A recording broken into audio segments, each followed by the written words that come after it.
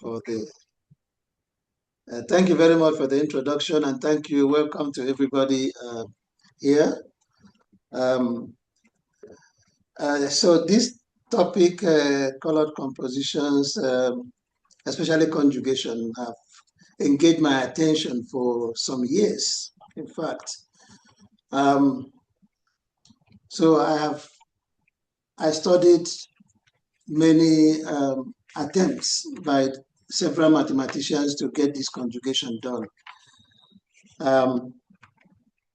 But it didn't quite come out right, because at the end of the day, you find that they only succeed in conjugating a subset of the set of n colored compositions now, because that is the one that is really, that has a structure that is consistent and independent and circumscribed in a way. So let me begin like this. The order of presentations, I will talk about the definitions and background, and then I will now introduce the new, what I call M color compositions. M is the capital letters. And then I will, of course, from there, I will already start talking about the criteria or the basis for the conjugation and for the conventions that I am setting up. Then I will now give explicitly the definition of the conjugation involution. And then I will talk about the enumeration formulas, and then I will close. I hope this will be a quick one. And then I also hope very much that it will not be heavy going. It will be quite expository, because initially I said it's a story. Yes, it is. Let the story begin now. A composition of a number n is any sequence of positive integers whose sum is n. For example, 4 has 8 compositions, and these are the, so you will see that 3, 1 and 1, 3 are counted separately. They are different objects, unlike partitions, where once you determine the single order, it doesn't matter whether it's 3, 1 or 1, 3. So sometimes compositions are described as ordered partitions, which they are. Unlike partitions, there's a tidy formula for compositions. As you can see, the total number of compositions of n, the standard compositions, is 2 to the power n minus 1. And this is the generating function for that. So graphical representation will play a substantial role here in this talk, but I begin with the partition Ferrat's graph, which, as you can see the representation, each row is represented by a number of dots equal to the corresponding part size. 5 here, 5 dots, followed by 3, 2, 2, 1. And the conjugate of this partition is obtained by reading the Ferrat's graph by columns. So if we read the columns of this now, we see that we have 1, 2, 3, 4, 5, and then 1, 2, 3, 4, and then that gives us the conjugate. Similarly, MacMahon devised a graphical representation similar to the Ferrat's graph, but now shifted, essentially the same. However, instead of left justifying them, he just gives the number of dots here, and then the next one we begin at the bottom of the previous part. So you can see you have 5 here, then the next part 3 is here, the next part 1, and then 2. And incidentally, which is quite nice, you can get the conjugate by reading the zigzag graph now, not, yeah, that's the name, zigzag graph by columns. So you see you have 1, 1, 1, then you have 2, then you have 1, then you have 3, then you have 2, and you have 1. Okay. Now the line graph. So we just saw the zigzag graph means of getting the conjugation of a composition. The line graph exists. This is the original MacMahon's model way of doing it. Divide the line into n equal segments separated by spaces, and then a k composition corresponds to a choice of k minus 1 from the n minus 1 spaces. Of course, that's the description, but specifically to the running example here, this composition, you see that we have 5 line segments. Then this space has a dot in it to show that 5 parts gone, then 3 parts, then 1, then 2 parts, then 2 parts. The conjugate is now obtained by swapping the spaces and the dots. So spaces that didn't have dots before now have dots, you see, and spaces that previously had dots are now blank. So once you do it like that, you now read this as a composition, and that will give you the conjugate. You see, we have 1, 1, 1, 1, and then we have a 2, then we have a 1, we have a 3, then we have a 2, and we have a 1. However, for this talk, just for brevity, because it makes it easier to manipulate, line graphs will be depicted as strings of circular nodes separated by bars, instead of line segments separated by dots. Dots, for example, here, I would use this, obviously, even by just for notational convenience. You can see this is now 5 dots, and this bar replaces the previous node, dark nodes we saw earlier. So we have this, and then interchanging the gaps and bars, we obtain just the same principle. We obtain the conjugates, where we now have 1, 1, 1. Yeah, so this is the model I will be using because it's faster to write down, whether by pen or even by typing.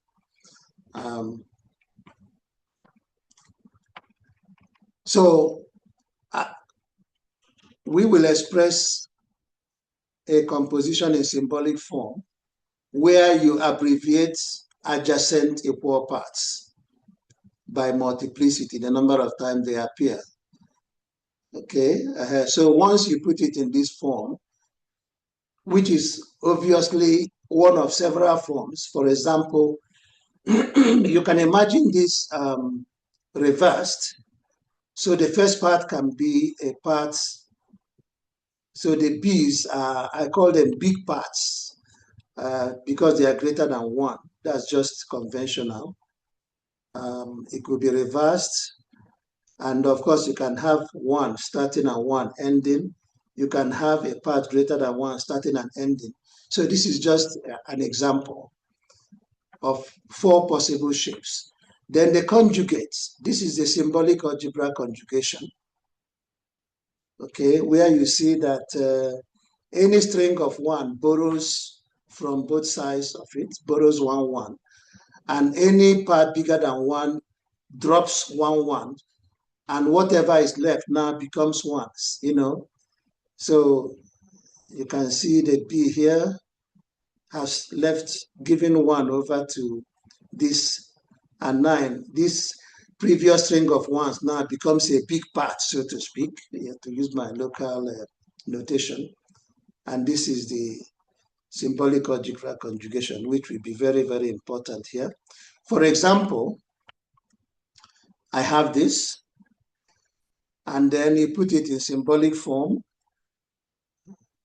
whereby every 2 parts greater than 1 is separated by a 1. However, it will be a 1 that appears 0 times with multiplicity 0, you can see. This is the MacMahon in his famous book, Combinatorics Analysis, said that putting it in this form that he is preparing it for conjugation. That was exactly his words. However, if it is like this, we can now use the rule.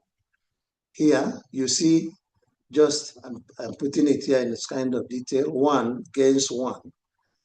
And then the previous 3 loses 2, 1 on either side. And you can see this 0 here now gains 2, 1 from both sides. And that's the conjugation that eventually becomes this. And that's the conjugation by symbolic algebra. So I want to mention something very important. Any part greater than 1 can be expressed like this. And you take away 1 on either side. What is left now will be m-2 interior units, I call them, because that's actually what happens in symbolic conjugation. So symbolically, we see that an interior part, m, conjugates to, of course, m greater than 1, okay? Conjugates to, it drops 1 on either side, and now becomes a string of 1s after losing 2 in total. 2 has 0 interior units and conjugates to, okay? This is a very significant point because I believe there's a 2 somewhere here. You see the 2 here, yeah, which is the second to the third to the last symbolic part. You can see 1, 2, 3, that's the result here.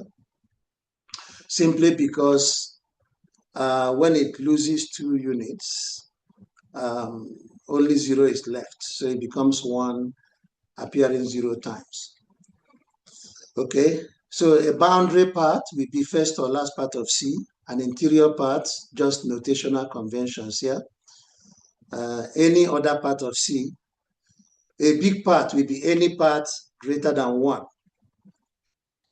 Okay. Color compositions are generalized compositions in which a part size may come in a given number of types or colors, which are denoted by subscripts. In particular, an n-color composition is a colored composition in which a part of size m may come in m different colors. Okay, so for example, to depict that, we can say that this is a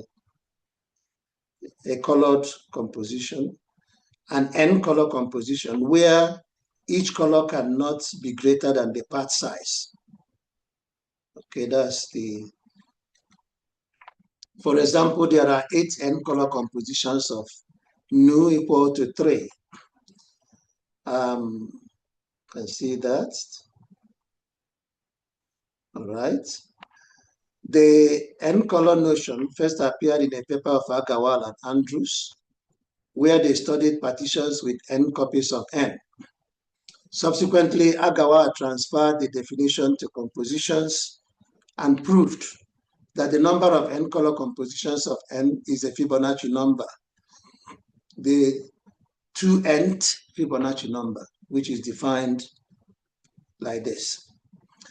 And actually, this is what started the whole revolution for n-color compositions, because once Agarwal defined it, extended the definition directly to compositions, he found that the total number is a tidy, nice number, which is this Fibonacci number. And that's why it stuck. So that does not necessarily mean that this coloring scheme is the best for compositions. It originated from partitions.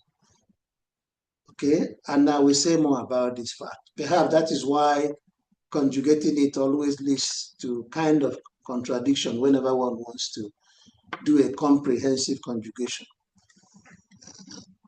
So it appears that the standard n-color compositions cannot all be conjugated like ordinary compositions. Brian Hopkins made a limited attempt using zigzag graphs and concluded that only certain compositions with odd weights and parts not exceeding 3 may be conjugated. Collins, Dedrison, and Wang discussed the topic briefly using tilings of 1/n boards and gave few instances, but their technique was elusive and they did not provide any counting formula. Alanazi, Archibald, and myself, we investigated the topic recently using n multicolor compositions and tilings of 1/n boards. And we based our technique on a natural extension of the line graph and found a remarkably large set of conjugable n-color compositions. And we found that the number of conjugable n-color compositions is given by 2 to the power nu minus 1. I'm using nu and not n because I remember Agawa once mentioned that if you are talking n-color, you don't use n as the weight. You should use nu. So we are following his tradition.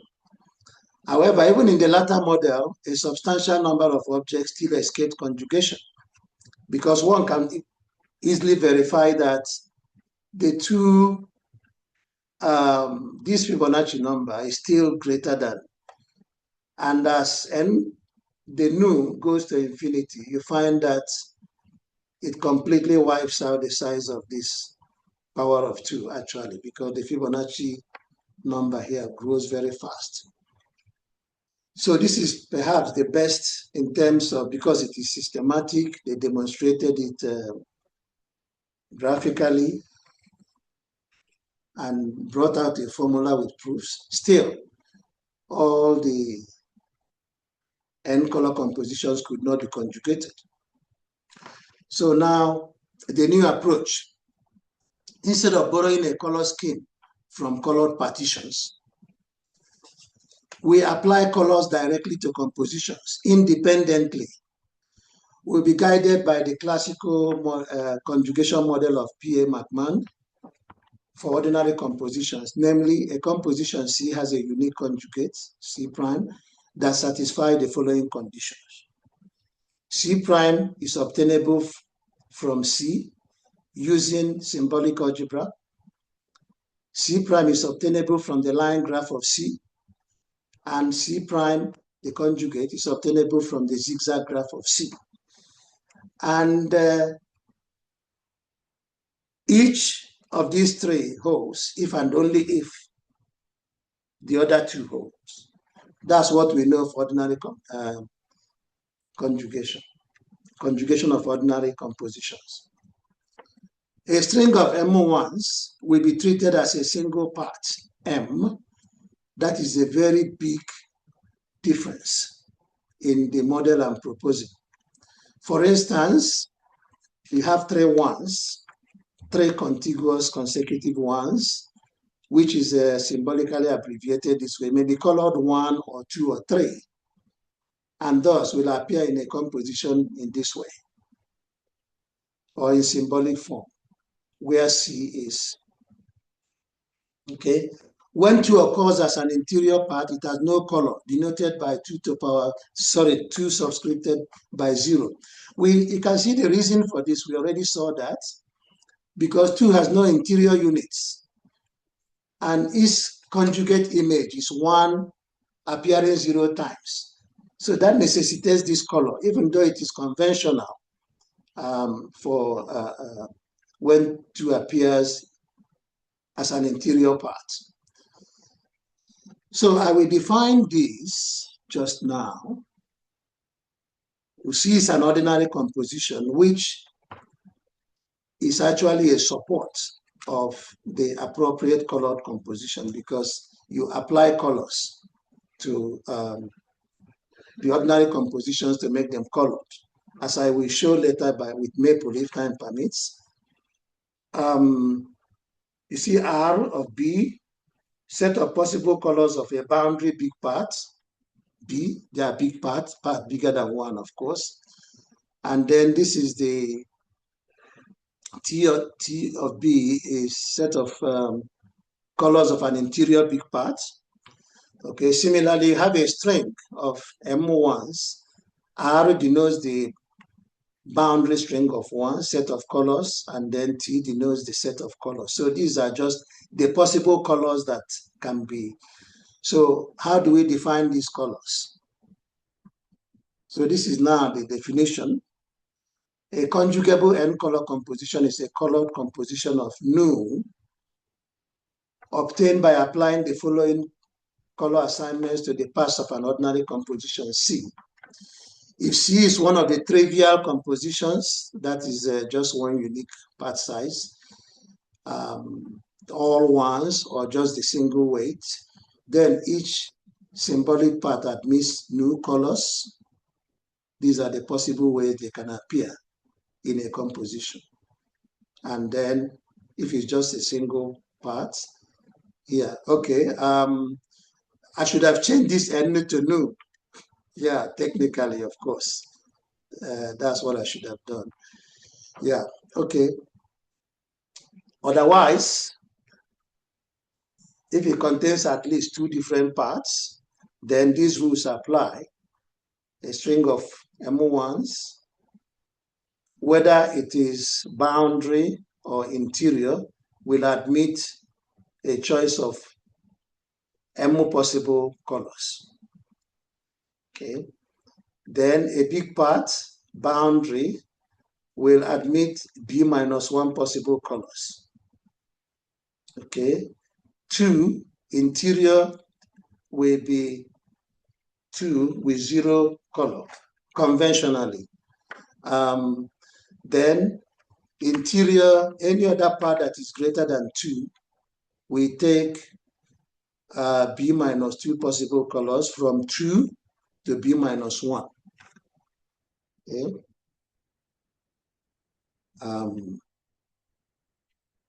So colors will be assigned to an interior unit of an interior big part. Okay.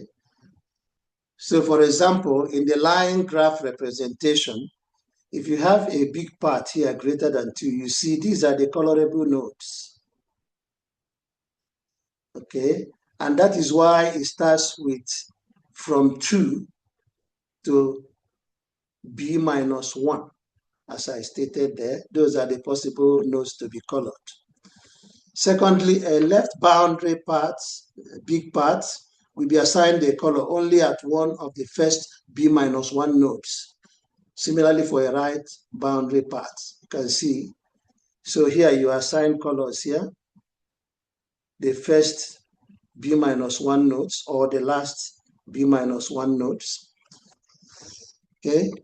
Then nodes 2 always take the boundary form. 2 is consistent with other big parts at the boundary because it's just whatever the part size is just the first B minus 1. So 2 qualifies for that. But interior form is always that. A string of ones may be assigned a color at any of its nodes because they are already units, whether they appear in the boundary or interior. For example, this is a typical zigzag graph of this composition. Okay, you see 1, 1, 1, 1 appearing A1 times, then 2, then 1 appearing A2 times, just a normal way of drawing the zigzag graph. But you can see that we can only apply colors to the first A minus 1 nodes here, because they are all ones anyway. And it's not possible, there's no need to color according to the rule. These 2 nodes cannot be colored. Okay. And you see here, being ones, again, these can be colored. However, for the B2, you can only color the second to the last because it's interior. And because you have a boundary big part here, you can only color from the left to right. the first B minus 1. Let's see a specific example of this. Take, for example, this. Now, this colored composition follows the rule already prescribed. In symbolic form, it looks like this. Okay. The line graph of C now looks like this. 1, 1, 1, 1. So these 4 nodes behave like a single part with respect to color assignment. Now it is color 2 in the second position, even though it is 4 ones. Then it's followed by 2, which should not have a color because colors are assigned to interior units of interior big parts, and 2 has no interior unit. Then we have this 1, 2, 3, which in this case is color 3, even though it's a string of 3 ones. Then that is followed by 5, the part 5, which is color 3. The possible nodes to color for this part 5 would have been at 2 or 3 or 4. Those are the possible according to the definition. And finally, 3 here is colored 1. Because it's on the right, you go from right to left. And if the boundary big part is on the left, you go from left to right. The line graph of the conjugate is then obtained by swapping gaps and bars, just like ordinary compositions. If you now remove the bars and place bars in gaps that didn't have bars before, you get this. So you see, for example, have first gap, second, third, fourth, okay, and fifth has no bar in it. So you see 1, 2, 3, 4. Then fifth now has a bar in it. So just like that complementary way of doing it for ordinary compositions. You put it like this, then you can read this as a composition. And you have 5 with color at 2. You have 5 again here with color at 4. Okay, then you have 1, 2, 3. 3 ones. We colored at the second node, which is 2. And then 2 without a color 0. And then you have 1, 1, colored 1 here. And this is how it works. With this, it will work now for a zigzag graph as well. Take the same composition and get the zigzag graph.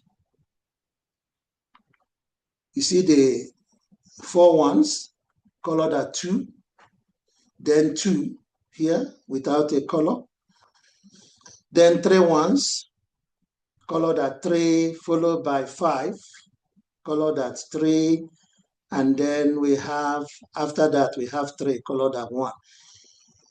You see that if you read it by columns, it will give you the conjugate, which is the same conjugate obtained via the line graph. Okay, you can see the conjugate here. Here now. Okay, I was actually reading the conjugates because it should be like this when you're actually drawing it. So it was the conjugate I was just reading out, as you can see, because 1, 1, 1, 1, 1. Okay, you apply color to it, then you do 2, then 1, 1, 1, and so forth. By columns, you see now you have 1, 2, 3, 4, 5. Color 2, then you have 1, 2, 3, 4, 5. Colored at 4, and then you have 1, 1, 1. 3 ones colored at 2.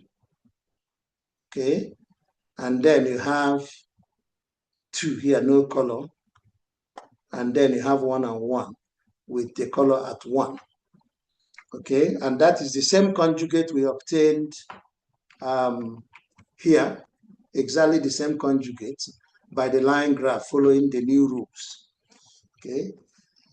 The symbolic algebra conjugate of C is immediate because the symbolic case is even more direct, save for color assignment, because it is, if you ignore the colors, going from here, if you ignore the subscripts, from here to here is the usual rules of symbolic conjugation for ordinary compositions that is at play.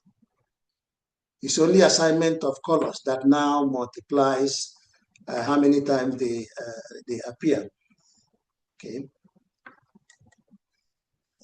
So the conjugation involution.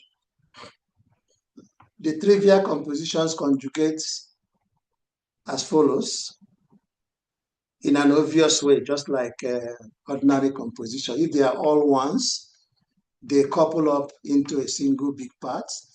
And if it's a single big part, they couple up into ones. And the colors remain fixed. Okay?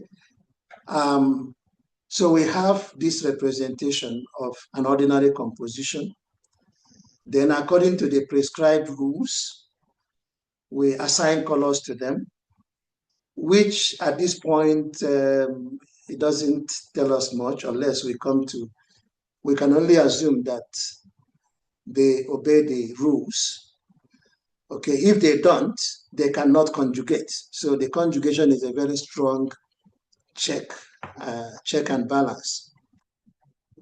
Okay, so since the conjugate of C is given by this, we obtain this. Now, this is the first specific rule for symbolic conjugation we are prescribing. Of course, the main parts or the main summands follow from the summands of the ordinary conjugate composition. However, the colors now become important because you see that this string of ones here has U1, this color size is U1, and the color size is retained here. However, the part here B1, colored S1, the corresponding string of ones, which arise from the interior units of this big part, you see now has the color size dropped by 1. Okay? Whereas if a string of ones transitions into a big part, the color size increases by 1. And that is the rule that follows. And I tried to do a small argument justifying it because the justification is just to show that it is compatible with the prescribed rules. Okay? Because the moment this big part conjugates this way, as we know, because big part drops 1 on either side, okay? Then by definition, we know that this is an interior big part. These are the range of colors permissible, okay? And then since this is a string of ones, it has the full range of colors. But then these two imply that you have that. So if you compare this with that, you see that T is S minus 1, which is exactly the transition that was prescribed here, from here to here. Okay. Similarly, if you have a string of ones going into a big part, it will give you exactly, it means that the color size acquired by assigned to the big part will be incremented. So this C should actually be U plus 1. Okay. And then similarly, one can verify that colors of boundary big parts and string of ones that they transform into remain unchanged. And then lastly, the conjugation of an interior 2 to an empty string of ones. These are just conventional.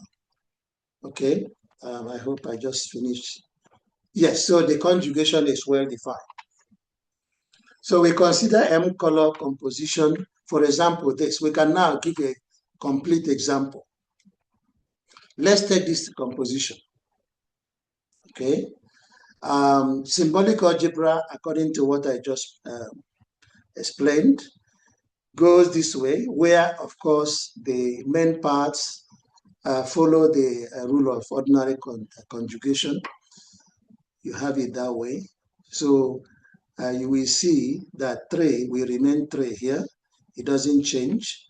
Obviously, this presumes that somebody is conversant with conjugation of ordinary compositions by symbolic methods, of course, to follow it, because I want to focus more on colors now. Of course, if you have, this is the composition here, and you end up here. So you see that these 2 here will give you that, and this 1 appearing twice, we get 1 from either side to become 4, but then the color size will increase by 1, which is 3 here, and then, and so on and so forth. The 7 here will give up 1 on either side. We give rise to 5, a string of 5 ones. The color size will drop by 1. Okay, and then this 1 to the 0, that is the only pairing that is conventional, simply because we cannot assign 1 to 2. It has to be 0.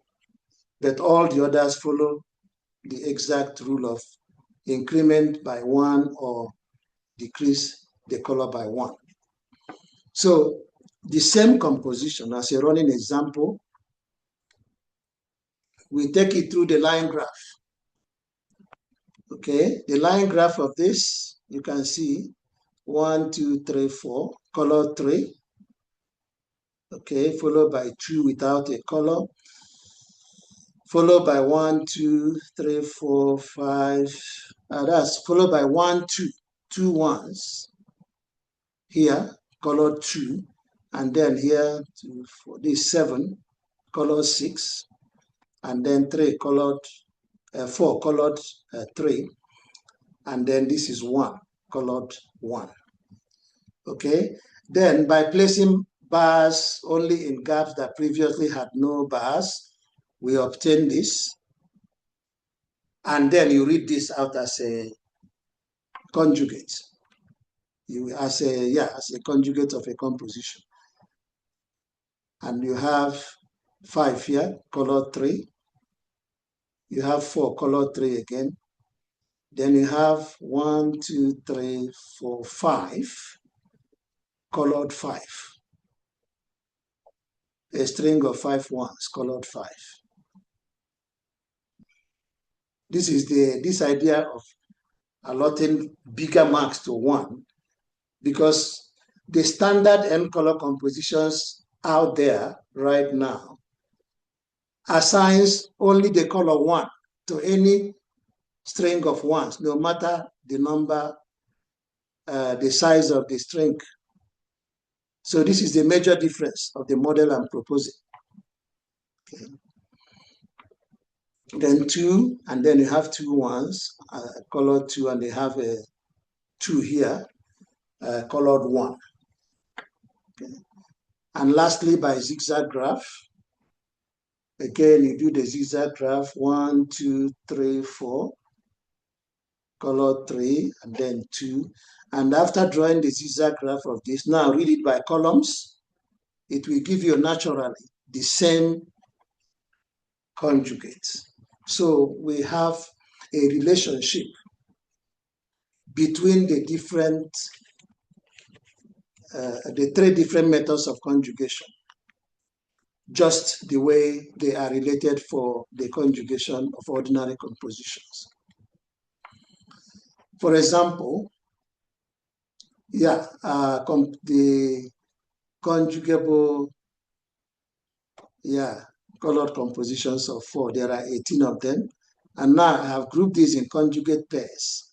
It's easy to notice, just looking at the parts only, that they are actually conjugate pairs, no doubt. And since there are no self-conjugate compositions, that is for ordinary compositions, one should not expect any self-conjugate colored composition here because of the way they are related. So this is the 1, 2, 3, 4, 5, 6, 7, 8, 9. So there are 18 conjugable N color compositions, which I call M color compositions. Hopefully. So that brings us to enumeration. How many are there? This new set of compositions. When I got into this and I got the sequence, I searched, I went to the online encyclopedia of integer sequences to see, and I found certain things related. And by juggling some of the sequences and entries in the online encyclopedia of integer sequences, I came up with this generating function. And I came up with this recurrence relation. In fact, I came up with an explicit formula, which I will show shortly down there. But I got stuck with this. I couldn't prove it. Yeah. So I went knocking on a couple of doors, and then my good friend assisted with the proof. Professor Stephen Wagner. Yeah, that's the guy most of the people in this group know very well. He's now in Uppsala University. Yeah, that great guy. Yeah, he assisted with the proof of this generating function using symbolic combinatorics, which I will run through just now. So the derivation here, we let AX and BS be the generating functions for numbers of M color composition. Now, M color compositions, they are the compositions I just described, the new set of compositions that are fully conjugable. Okay. So A is for when the first part is 1, and B is when the first part is greater than 1. And we first consider the following attributes. These are some of there are 5 attributes. Any maximal string of 1s, U, where the length of the string is U, comes in U colors. That's correct always. There is exactly 1 color for 2. For now, a big part greater than 2 comes in B minus 2 colors. Yeah, that's what we know about interior big parts.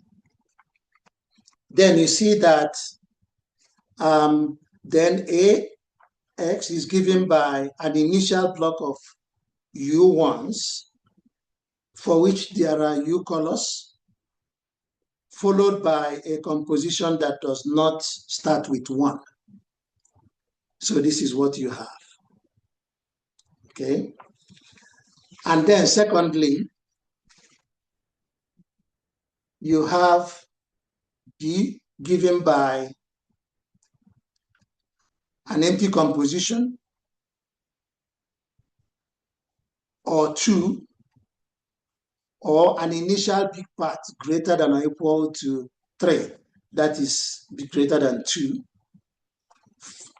for which there are B minus 2 colors, followed by an arbitrary composition. Yeah, this is arbitrary because this sum is commutative, which simplifies to that. So it turns out that solving 1 and 2 gives you this generating function for A plus B. So we now bring in the 2 remaining attributes that were omitted. The integer 2 has a second color if it is the only part. Yes, we know that because of the definition of a trivial composition. There's an additional color for each first or last part. Yes, that is greater than or equal to 3. So equation 3 combined with the generating functions for 4 and 5, give you there. This is for the 2, you can see 2 here. And then this is additional color for first or last part. And this is now the additional colors for first and last parts.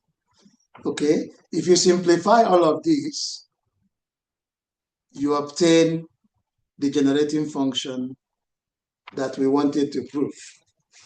And that was how the proof was done.